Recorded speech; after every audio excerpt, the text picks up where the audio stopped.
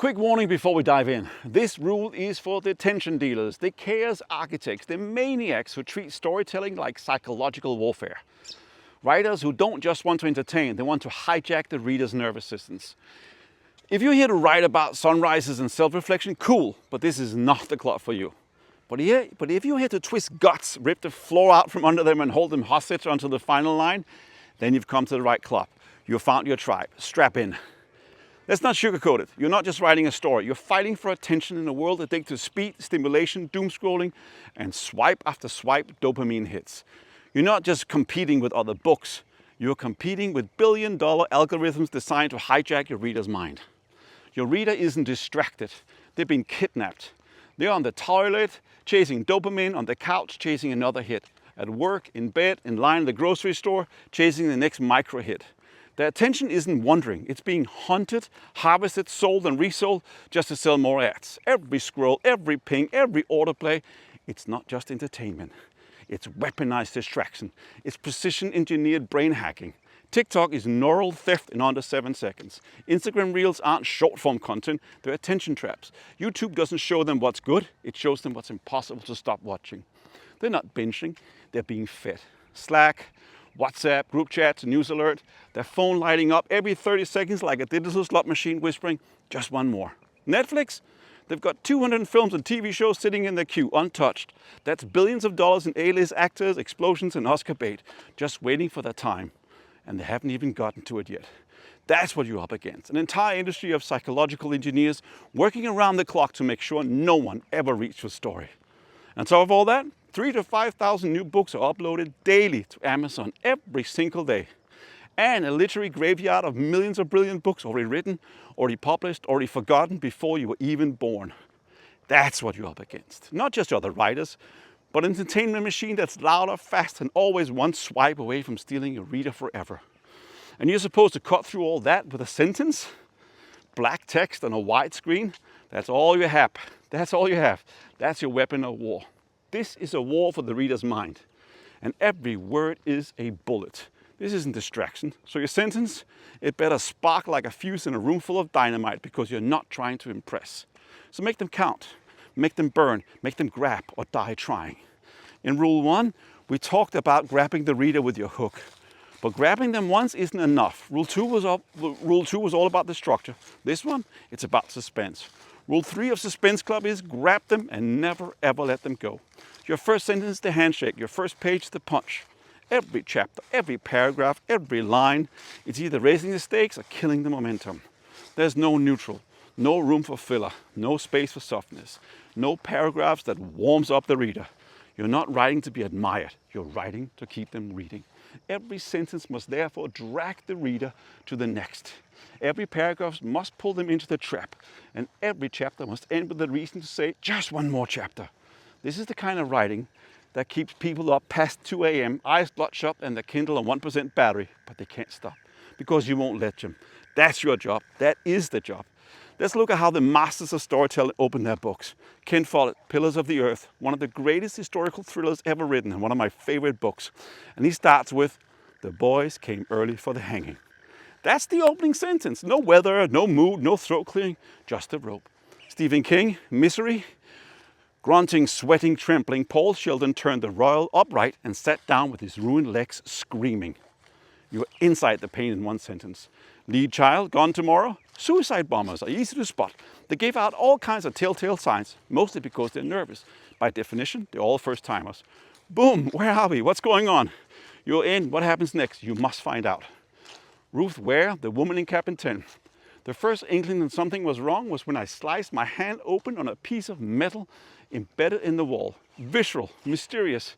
You're immediately tense and on alert. Megan Abbott, the fever. The first time you can't believe how much it hurts. No context, no names. What hurts? Just pain and danger. Gillian Flynn, Sharp Objects. My mother's lips are pale, pink and glistening with blood. No easing in. It's beautiful, disturbing and deeply wrong on so many levels. James Patterson, Along Came a Spider. Maggie Rose was kidnapped at gunpoint at 10:30 in the morning on a bright blue sky day in Washington, D.C.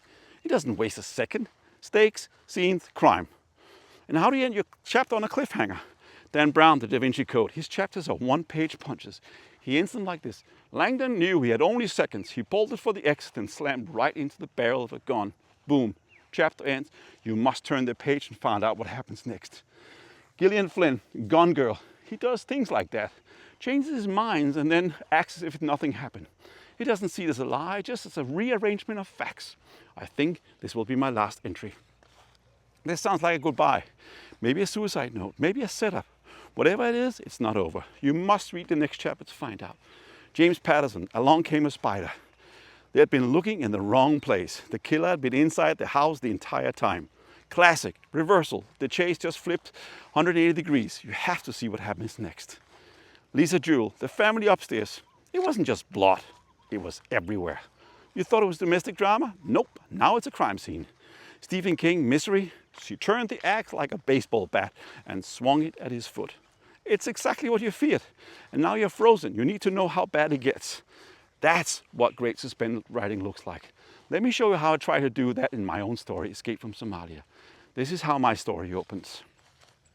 The explosion ripped through the silence of the night. A deafening roar that tore the President of the United States, James Harrington, from the depths of troubled sleep. The aircraft shook violently, metal grinding against metal in an old, unholy symphony that drowned out the screams from the passengers. James grabbed the sides of his bed as Air Force One dropped in altitude, sending his stomach to his throat. Now, I'm not saying that's great writing. I'm not claiming to be some literary oracle. I don't even have a degree in English literature, but I know how to start a story. I know how to pull the reader straight into the fire. Because the truth is, you don't need permission to write something unputdownable. You just need to make them care. Fast, and then never ever let go. So here's your gut check. If someone skimmed your chapter, would they miss something vital? Are the stakes higher than they were 10 pages ago? Could the chapter end on a grasp or twist or a punch to the throat? If not, cut it, rewrite it until it hurts. Every line must do one of 4 things. Move the story, raise the pressure, force a decision, reveal something we don't know. Anything else? Dead weight. Dead weight kills the pulse. You're not writing to be polite. You're writing to hold a stranger's attention in a world that wants to forget you in 5 seconds. So grab them by the collar and don't let go. Not for a paragraph, not for a scene, not for a single breath. Keep it hot, keep it tight, keep it ruthless, or don't keep it at all. And if you're the kind of writer who's nodding along right now, thinking, yeah, this is how I want to write, this is how I want to be read, then I've got something for you. I'm looking for the first 50 writers to help launch Suspense Club. You will get in before the readers show up. No fees, no credit card needed, just your story. Raw, burning, unfinished, and your willingness to build it with me. I'll personally workshop it with you, one by one, scene by scene, hook to twist to ending. You keep 100% of your rights, always. No fine print, no shady deals. When your story hits 5,000 followers, you unlock your own store on Suspense Club. Sell pre-orders, audiobooks, signed editions, crowdfund your book like a badass. Hit 10,000, we launch you on Amazon right through our official Suspense Club channel. And here's the twist. We don't make a cent until you do. We take 20% of whatever you earn. That's it. No subscriptions, no monthly fees, no premium access. We only win if you win, because that's how it should be. Writers first, readers in charge, no middlemen, no gatekeepers, just pure, ruthless storytelling. So if you've got a thriller, horror, mystery, or a pulse-pounding what if, this is your moment. Go to suspenseclub.com, apply now, be one of the first 50 writers. Let's build something unputdownable together. Next rule, number 4, is about raising the stakes, making it hurt. If you want to hear more, like and subscribe. See you on the other side. Bye.